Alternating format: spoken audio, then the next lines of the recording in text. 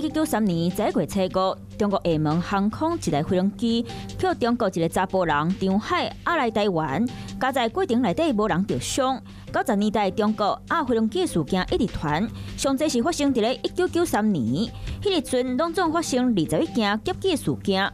上特别的是，劫机目的拢是台湾。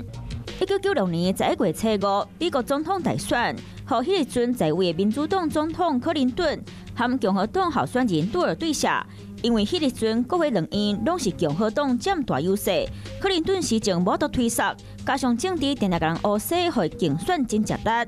不过尾后选赢，克林顿拍败对手，会继续连任。2011年11月初5，台湾投手王建民因为受伤伫咧复健，2年过了后，同款摕到华盛顿国民队签约1年。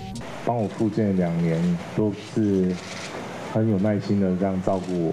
迄当年国民队提供签约1年的薪水超新台币1亿2000万，加上奖金，上侪1年会当摕到超新台币2亿6千万。